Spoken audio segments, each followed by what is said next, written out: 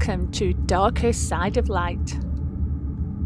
Join me as I explore everything that's strange, supernatural, or just downright scary. But what is it that makes us so drawn to scary films, scary books, scary places? As I'm recording this, we're coming up to Halloween, and as we all know, even from early childhood, everybody loves Halloween. We love the monsters, the ghosties, the ghouls. We just seem to love to be scared. But why? Is it something deep within us that we need that thrill? Because ghost haunts, ghost books, you will always find, a night, especially in the autumn and winter time when the darker nights draw in, everybody wants to tell scary stories, and everybody knows somebody that is, if they haven't themselves, that has seen a ghost or had some supernatural event that's just scared them to death. But why do we like it so much? Safe fear is when you actually know that you're safe, but the body still releases the fight, flight, or freeze responses. And so our brain gets triggered, and all the feel-good chemicals of endorphins, dopamine, that produces a type of high are sent flooding our bodies. So we're a bit like moths to a flame to abandoned buildings, graveyards, spooky castles or spooky places. And this is why we rush to fun fairs as well. The scary places we convince ourselves are perfectly safe. But what if they weren't?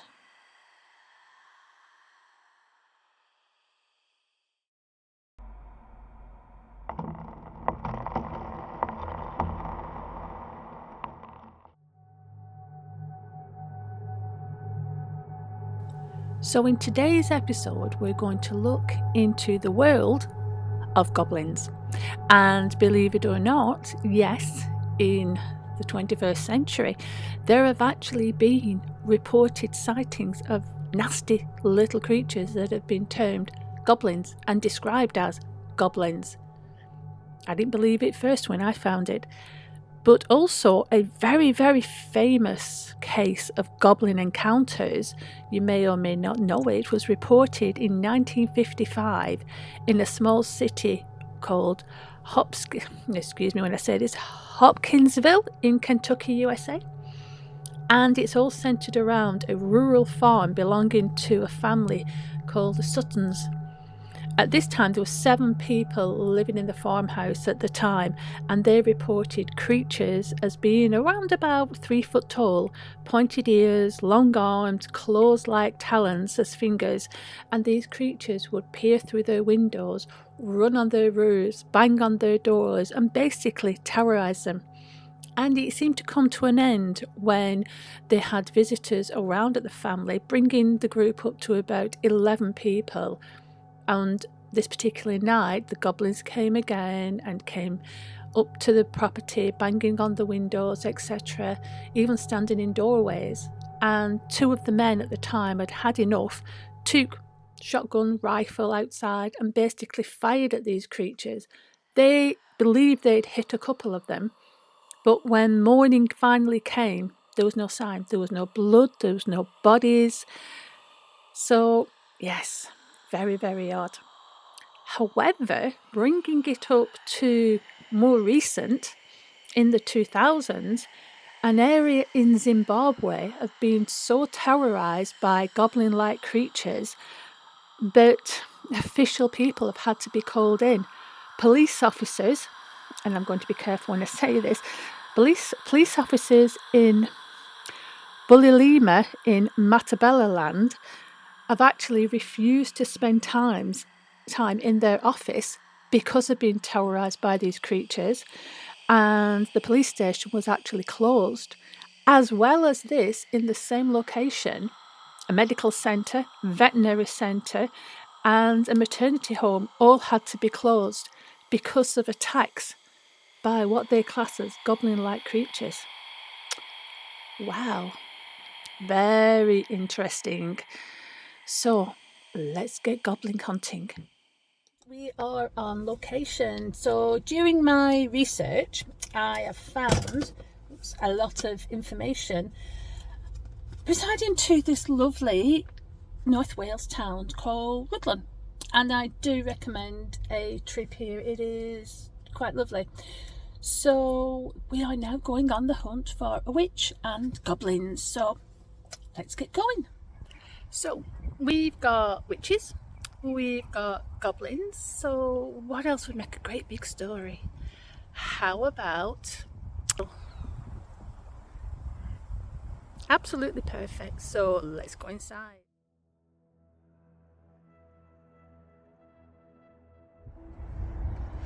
And so this is a story about the knight with the blood red plume. Beautiful castle. So look at this, it's absolutely wonderful. It's hard to think that this was actually lived in at one time. Housed soldiers, royalty had certainly royalty visiting it. And I have to say, for all the obvious that must have happened here, death, destruction, battles, fears, etc., it has the most beautiful energy. It's almost as if the land itself has absorbed all the sorrow and the sadness. Very, very nice. Okay, back to the story. And so this is the story of the fair Elrida, princess, so of course the story says, Princess of Rhuddlan, and her father, Sir Ryswick, and a warrior knight.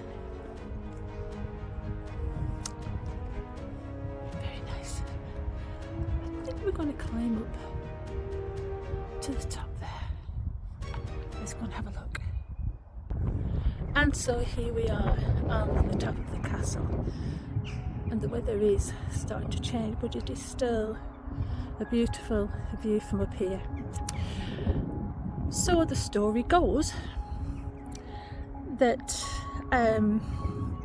Elrida, this particular day, was walking on the top of the battlements, could even be where we're walking now, feeling sorry for herself a little bit, feeling bored and singing. And suddenly she heard a noise and she turned around, and behind her was a knight, and a very handsome knight, and seemingly his appearance was quite breathtaking, alarming and breathtaking. He had a mysterious air about him, but he was very, very handsome, and he was dressed in this incredible armour with a beautiful cape and this blood red plume. Now, quite surprisingly, she falls immediately in love with him. She's just totally taken by him. And so they talk for a little while, but then as suddenly as he appeared, he turned, walked away, and that was that. So she was a little bit bewildered, and however the following day, still in a little bit of boredom more than anything, she went hunting with her father somewhere in the hills and got lost. And surprise, surprise, even though her father and his men went looking for her, the person that found her was this knight, this strange knight. So obviously he brought her back to the castle, and there were celebrations, and her father, obviously Sir Ryswick, was very, very grateful, begged him to stay. So they dined, and time went on. He stayed another day and another day, and it became very, very apparent that, and certainly to her father, that his daughter and this hero had become a little bit besotted with each other. He didn't like that because he had already arranged for a suitable marriage for his daughter that would have brought alliances with other powerful people, and that was what the area needed. Now, when he spoke to his daughter about this, as you can imagine, she wasn't happy, and there were tears and there was rages, and he attempted to send the night away, and he banished his daughter to her bedroom. And maybe this was actually her room, who knows. So whilst in her room she was distraught, she wailed, she cried, she called out about the injustice. How dare her father choose somebody for her to marry, and she would never ever do it. So in desperation she called out for her knight.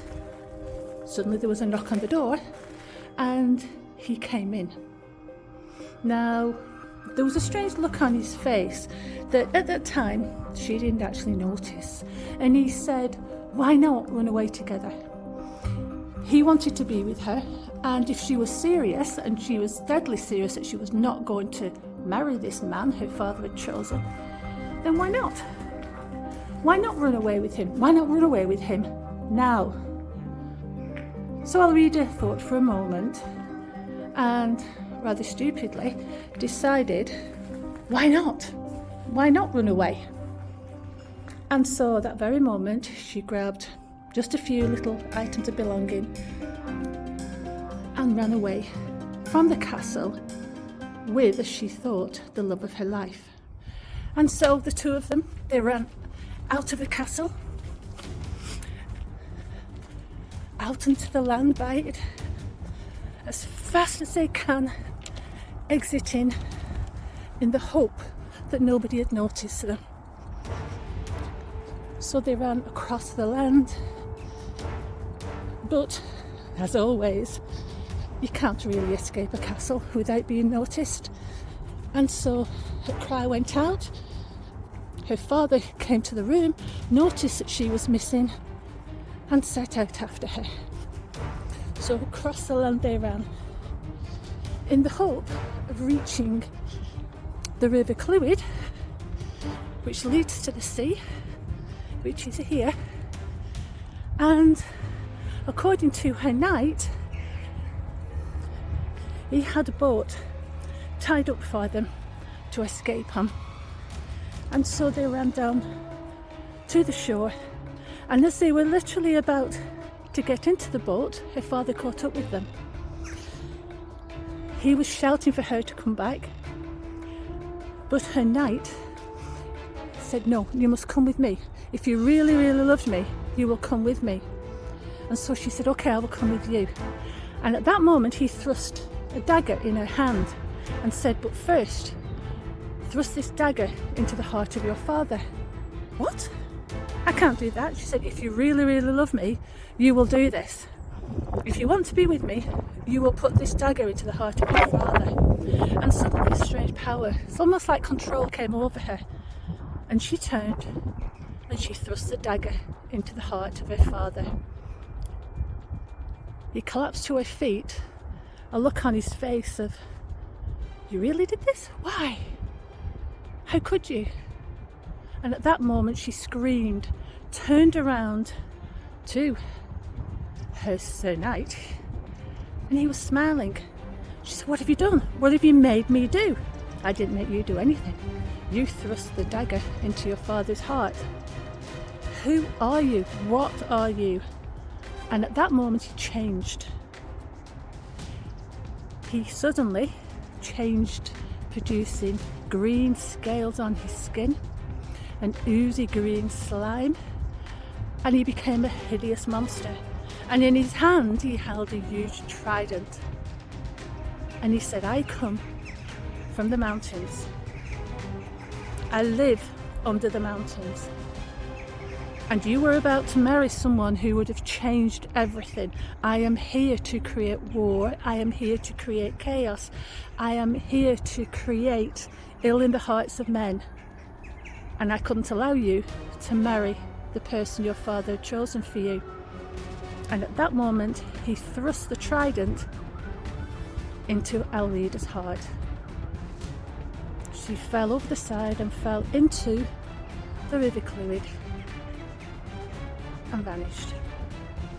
However, it is said that on certain nights, her screams of injustice can be heard coming from the walls of the castle.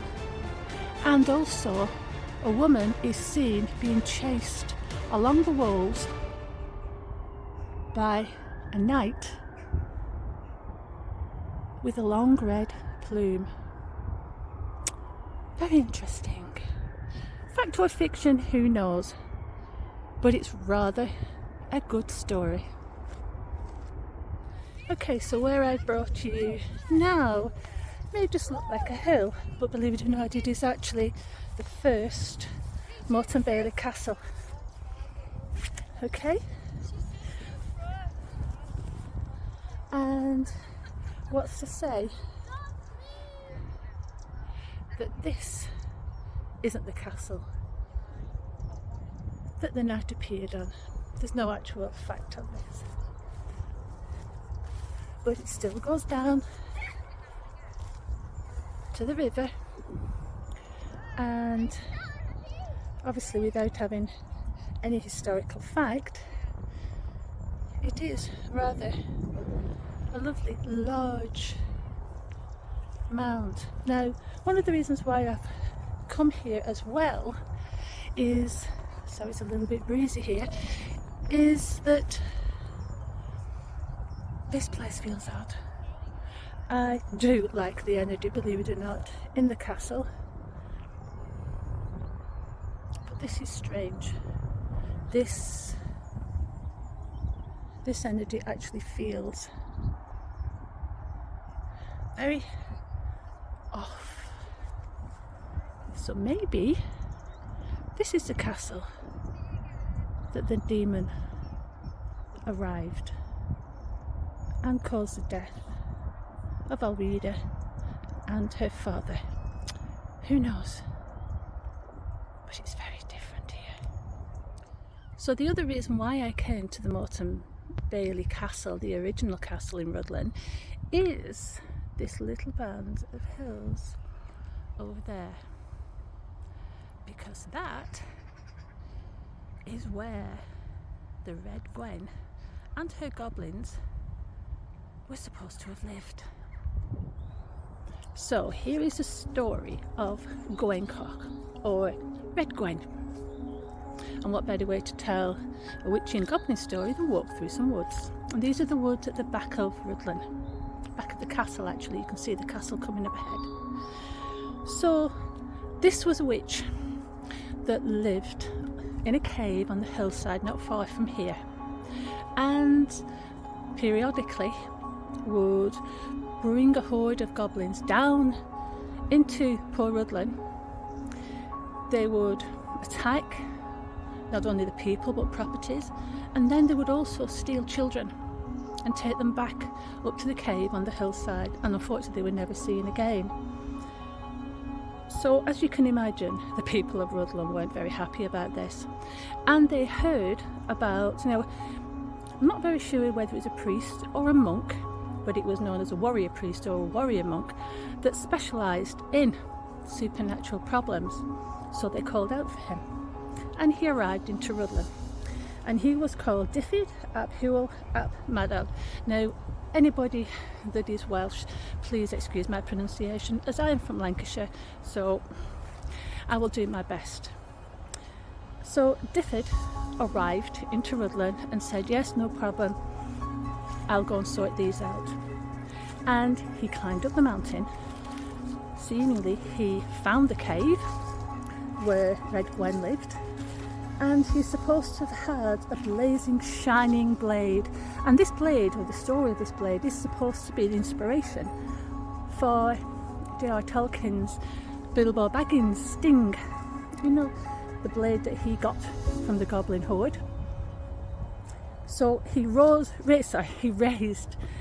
the blade up high, and the goblins fled. Now, however, Gwen wasn't there, and he finally found her cowering at the back of a corner, and obviously he couldn't just let her carry on, so he confronted her, and they're supposed to be in a battle, there's supposed to have been magic gone on, and in the end he managed to banish her, and he got her never to come forward to the people of Rhuddlan or the surrounding area again.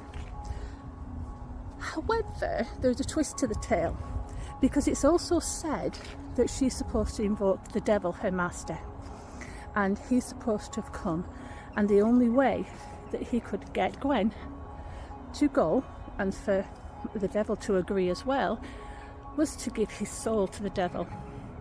Now, Deford being quite a crafty man as well, he then is supposed to, once he died, he had his body interred in the walls of Corpus Christi Church in Tremerchion, and we're going to also go there as well.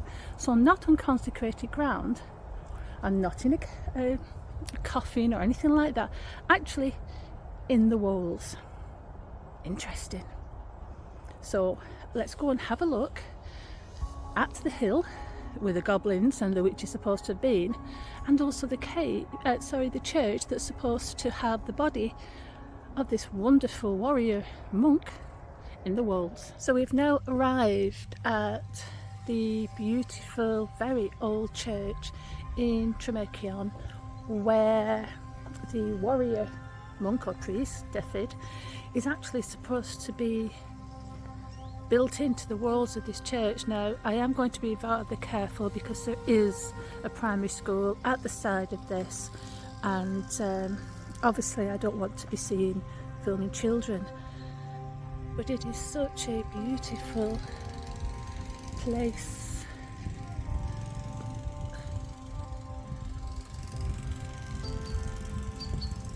So we have got some lovely carvings in the walls here, and as you can see, I mean, look at that window in the roof. Wow, it is lovely, to say the least.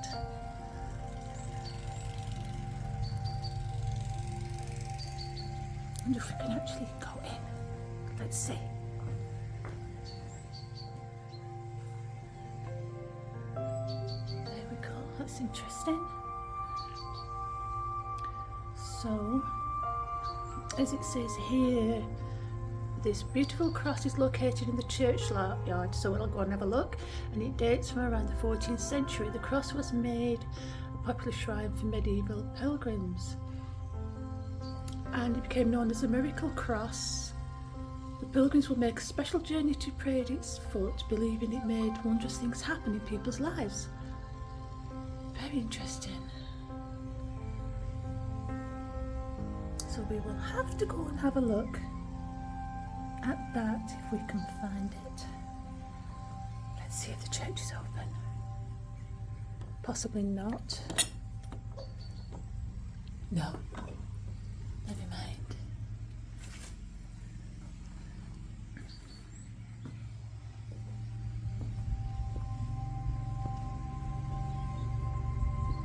Okay, the groundsman somewhere up ahead.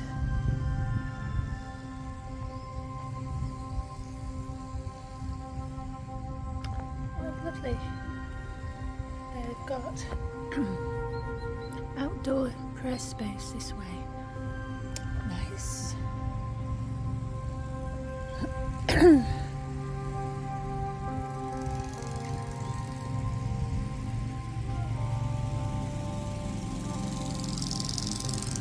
So have a look, see if I can find. And so this is actually the cross. I hadn't realised when we entered that it's actually at the front. How lovely. So it was taken from here and then relocated back to here. I believe it said 2004. The wind's just getting up, so I do apologise if you're getting wind noise.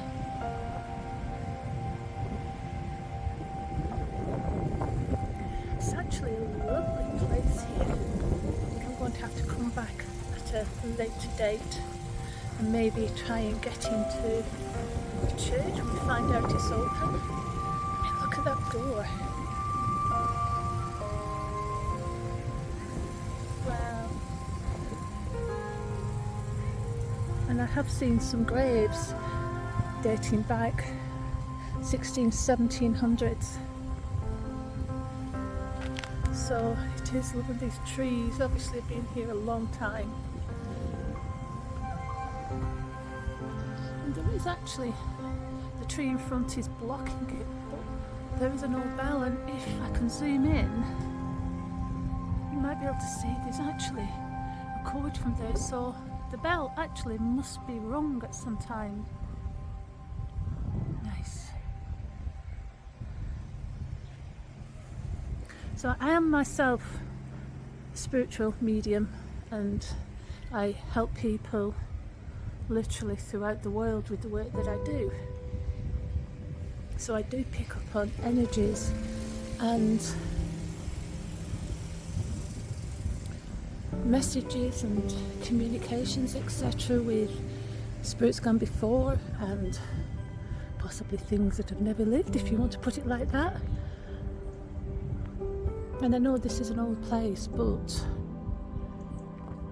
it is buzzing with energy. So yes, I'm definitely going to have to come back here. And if you can see here,